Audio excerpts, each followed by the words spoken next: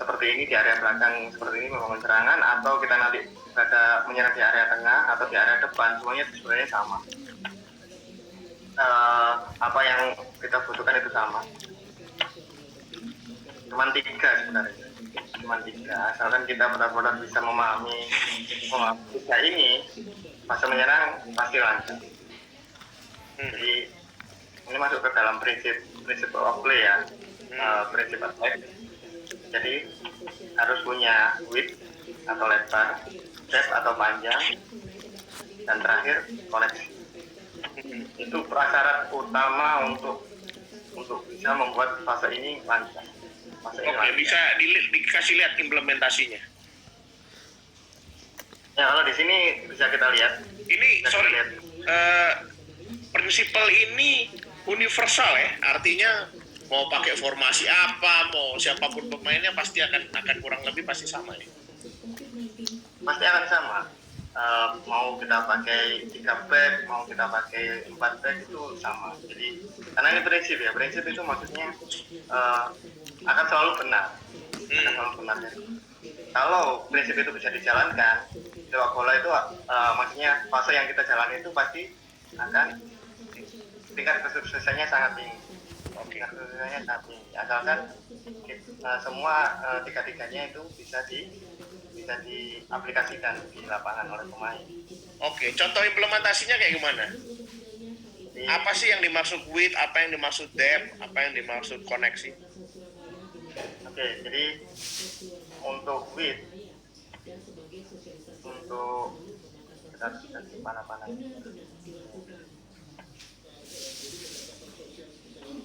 Jadi untuk width itu maksudnya pemain dari yang sisi terluar, sisi tersamping dengan pemain sisi samping lainnya. Kalau di sini, kalau seumpama wingernya kita buat masuk seperti ini, berarti yang membuat width adalah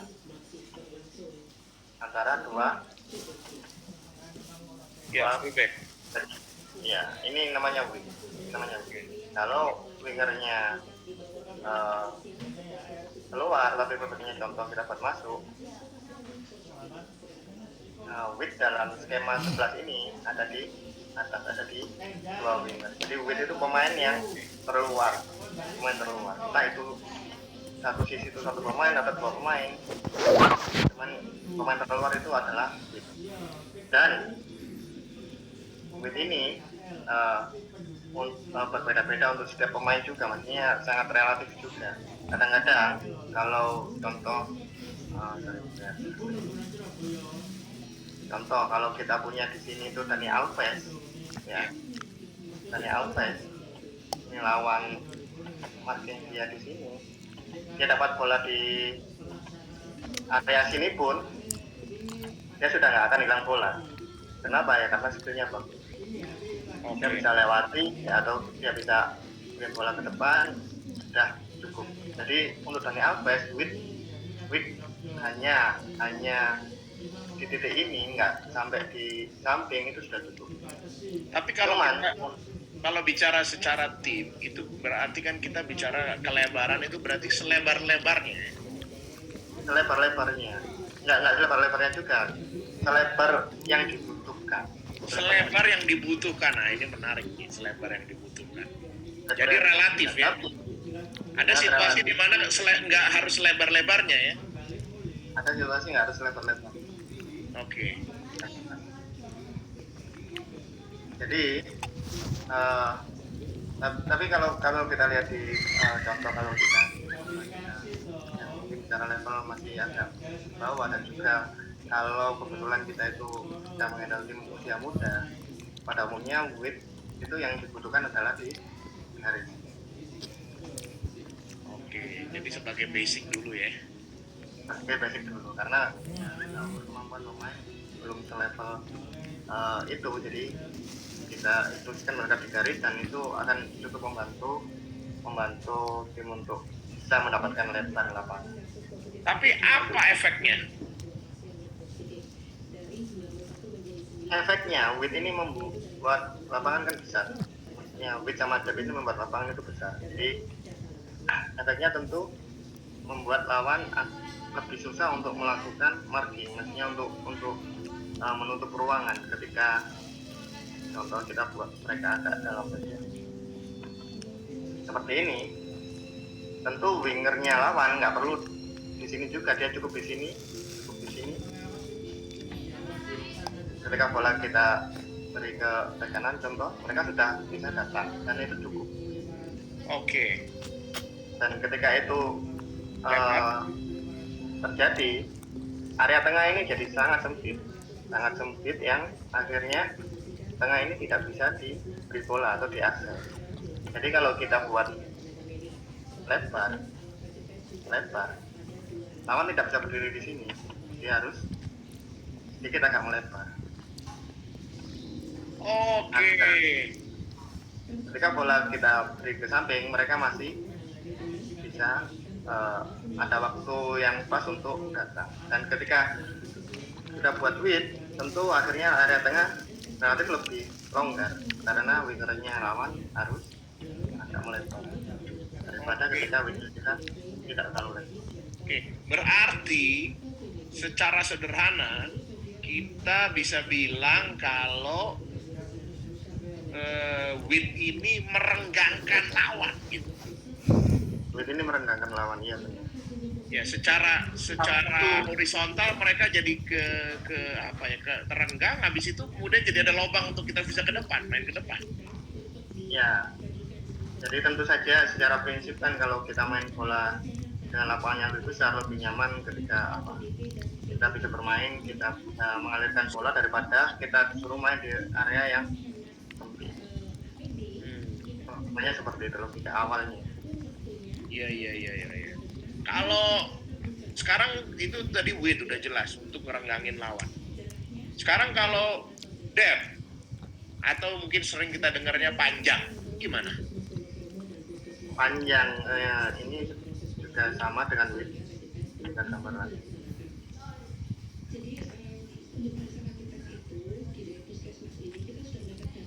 Sama.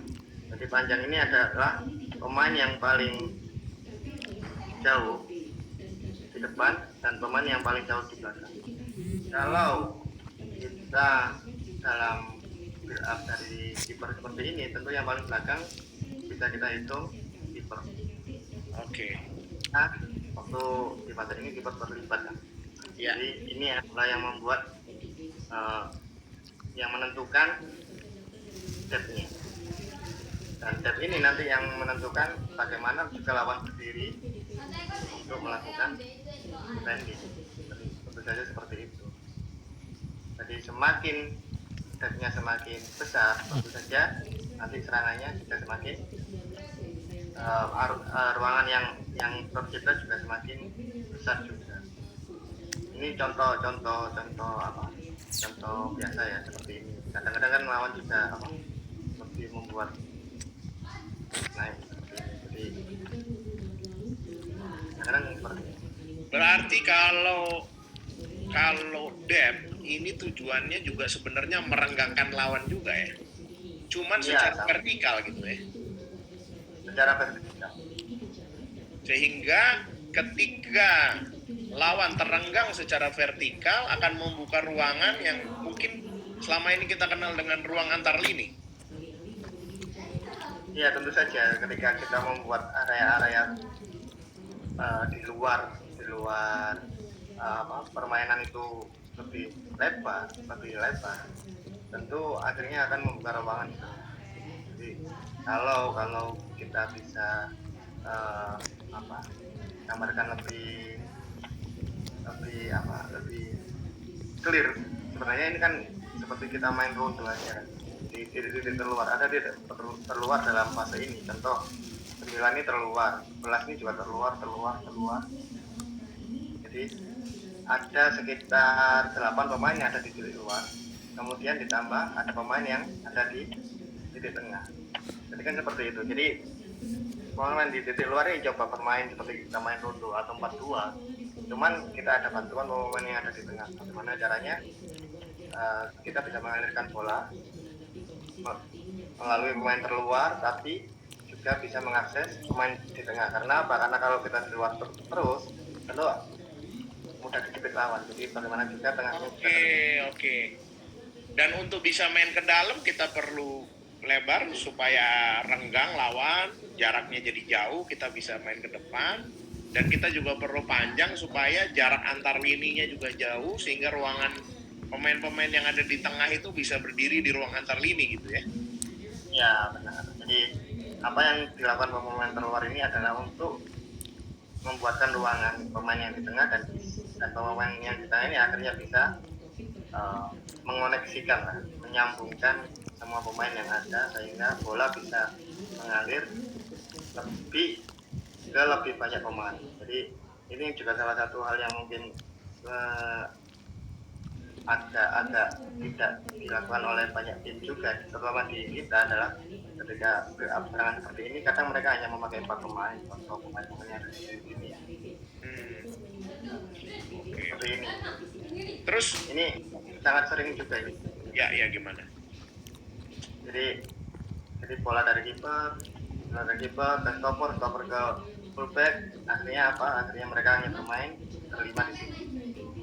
Oke, terjepit ya, karena dimensinya udah tertutup ya. Iya benar. Jadi salah satu yang membuat situasi yang akan memudahkan untuk gerak dari belakang adalah bagaimana ketika kita memakai sebanyak mungkin pemain. Jadi semua dari 2 sampai 5, 4, 3 itu semua bisa kebagian bola. Itu tentu lawan ini nggak mudah untuk menyempit kita. Jadi untuk mempersempit ruangan lawan itu jadi susah. Jadi mereka harus mau nggak mau melebar. Semakin banyak bola ke banyak pemain berarti semakin banyak lawan harus bergerak ya. Dan disitulah ketika bergerak banyak terjadi lubang-lubang. Iya, jadi itu juga salah satu yang membuat yang kita namakan width. Yang kita namakan width itu tentu bukan hanya dari posisi berdirinya pemain saja kan. Jadi kita sudah membuat pemain 2 melebar, pemain 5 melebar seperti ini, tapi bola hanya bermain di sisi kanan contoh. Karena pemain nomor 5 nggak pernah dapat bola. Ya percuma juga kita, walaupun kita sudah memposisikan pemain kita untuk melebar, tapi kalau bolanya bermain di sini, sebenarnya width-nya adalah ini sama ini, 2 sama 6. Kenapa? Karena tidak ada yang berpikiran untuk membuat bola ke nomor 5. Jadi yang membuat width itu benar-benar menjadi efektif adalah bagaimana 2 pemain terluarnya itu terlibat. Maksudnya terlibat itu juga punya kesempatan untuk memegang bola. Dari sini kalau bola bisa dikirim ke sini, mau nggak mau lawan akan mulai. Dan itulah benar-benar yang secara aslinya width itu bisa terwujud kalau cuma melebar saja tanpa membuat bolanya itu terakses ke yang 2 titik jauh itu ya sama aja. Itu bukan width namanya. Artinya positioning sudah bagus tapi juga harus bisa dimanfaatkan ya, jangan cuma positioning bagus tapi bolanya juga tidak pernah memanfaatkan positioning itu ya. Ya benar. Kemudian di tulisan Coach RS ada yang mengatakan bahwa kalau ngomong soal depth tadi, dikatakan pemain terdepan atau winger atau striker itu sebagai penahan defensive line. Itu gimana maksudnya? Ya jadi seperti itu. Jadi dua winger. Kalau striker sebenarnya tidak termasuk ya, 2 winger. Jadi 2 winger ini di posisi mana itu akan menentukan di mana posisi garis offset lawan berada. Contoh kalau winger kita semua ke dalam seperti ini, tentu nggak masalah. Lawan membuat garis offset sangat rapat di garis tengah seperti ini. Dan ketika ini terjadi, tentu area di tengah ini menjadi semakin kecil. Area main kita jadi semakin kecil. Cuman kalau kita membuat winger kita tinggi, itu lawan mau nggak mau dia akan berusaha mungkin 2 atau 3 meter seperti itu. Nah ketika ini terjadi, kita bisa lihat garis offset lawan menjadi lebih turun lagi.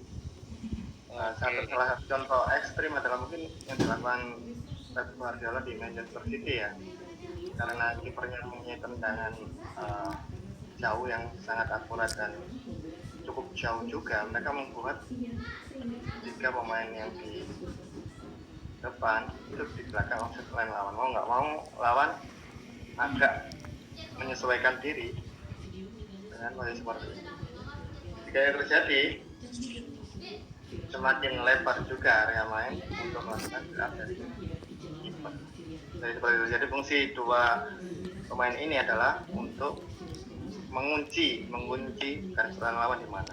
Untuk striker ini berbeda. Sebenarnya kalau striker, kalau dia mau di sini pun ini nggak akan ikut juga sebenarnya. Kenapa? Karena dua stopper ini bertugas untuk dia punya tugas khusus agar membentengi jadi benteng terakhir ya di sini. Tapi di sini lebih teruntuk mereka menjadi antara dua fullback ini mereka yang menutup area di antara dua fullback ini. Kalau stoppernya ikut ke sini contoh, ya tentu winger punya akses untuk masuk ke sini dan itu menjadi lebih problem juga untuk yang defense. Jadi kebanyakan ketika striker kita ikutkan ke tengah, dua ini tidak akan ikut, umumnya seperti itu. Dan ketika ini terjadi, kita punya satu pemain tambahan di tengah seperti itu. Jadi sebenarnya yang bertugas untuk mengunci menentukan offset line lawan adalah dua. Oke, artinya ini berhubungan dengan yang tadi ya depth ya. Jadi akhirnya lawan harus terkunci sehingga akhirnya merenggang. Kalau pemain depan yang ngepres, dia nggak bisa ikut ngepres ke depan gitu kan. Kalau mereka nunggu, berarti kalau mereka nggak ikut ngepres, semuanya nggak ngepres, berarti pemain belakangnya lawan bisa bangun serangan dengan lebih nyaman ya. Iya. Kemudian tadi kita udah bicara soal struktur posisional, ada panjang, lebar gitu. Terus ada yang tadi sampean bilang soal koneksi. Itu maksudnya bagaimana koneksi? Ya, jadi koneksi itu kan seperti ya bahasanya sama sih dengan internet ya. Kalau kita main internet kita butuh koneksi internet. Koneksi kan artinya menyambung. Jadi sama juga untuk membuat lancar aliran bola kita ke depan, kita membutuhkan koneksi. Dalam artian di sini koneksi adalah posisi pemain yang bisa menjaga width dan depth, tapi masing-masing di antara mereka itu saling terlihat dan terhubung. Jadi contoh kalau di sini 3, apakah bisa ke 5? Dia bisa dihubungkan oleh kiper dan 4. Contohnya seperti itu. Jadi 2 apakah bisa ke 10? Bisa dihubungkan oleh 2 passing ke 3 passing ke 8 passing ke 6 passing ke 10. Jadi itu yang dinamakan koneksi. Jadi koneksi adalah posisi untuk menghubungkan titik-titik yang ada ketika melakukan serangan. Jadi kalau di sini kita lihat hampir semua untuk koneksi bisa ke depan itu kuncinya ada di tengah ini, 3 gelandang. Oke. 3 gelandang ini yang menjadi penyambung ya? Yang menjadi penyambung. Semacam jembatan untuk ke depan atau untuk pindah arah ya? Iya. Terus bisa kasih contoh nggak? Kalau struktur posisional yang jelek yang tidak membuat terkoneksi, yang kira-kira jadinya diskoneksi gitu, itu kayak apa? Yang seperti apa? Contoh kita dari video.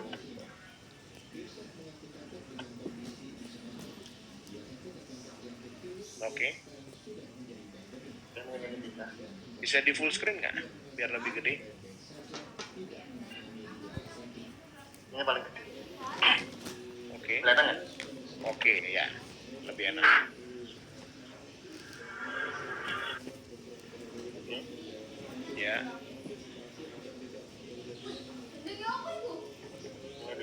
lihat.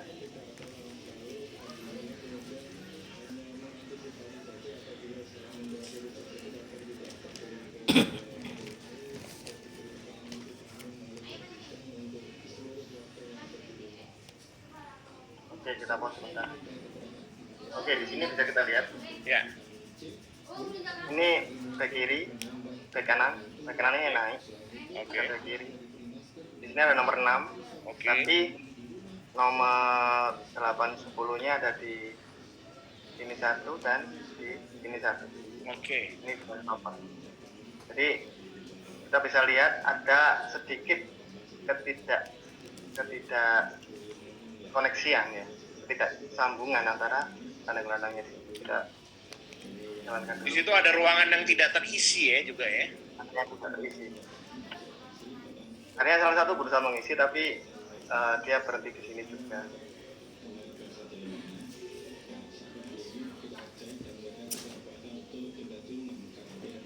Oke.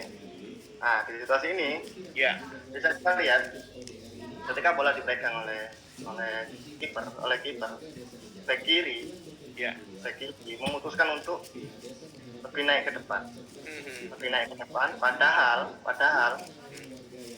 sebenarnya dia harus di posisi ini. Kenapa? Karena lagi-lagi ada ruangan yang tidak terisi ya, diskoneksi ya. ada diskoneksi di sini. Jadi semua bola kiper memutuskan memberikan bola kepada stopper kiri ini. Tentu akhirnya stopper kiri ini bingung kenapa ya? Karena di sini nggak ada ruangan juga. Maksudnya ada ruangan tapi nggak ada pemain kita yang berusaha menyambung. Jadi akhirnya mau nggak mau ketika situasi ini terjadi, build up yang rencananya itu dari kiper dan progresif ke depan agak kiper bingung. Akhirnya ada pemain yang datang.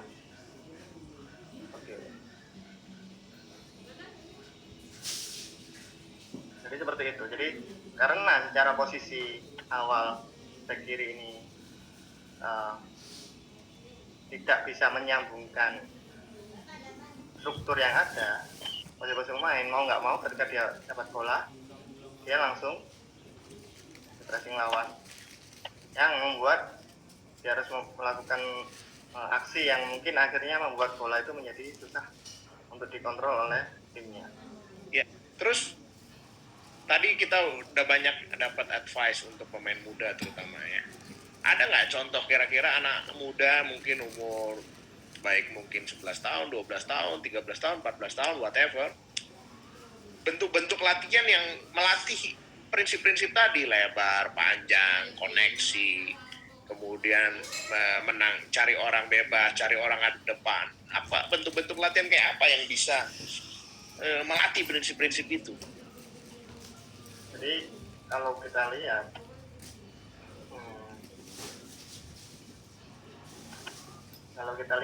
sebenarnya yang perlu kita latih adalah 3 ini sebenarnya.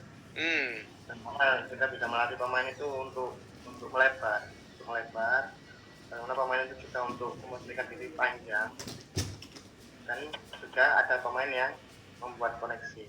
Jadi semua latihan-latihan yang bisa memicu untuk membuat pemain berpikir seperti ini itu akan sangat membantu nanti ketika tim melakukan build up serangan.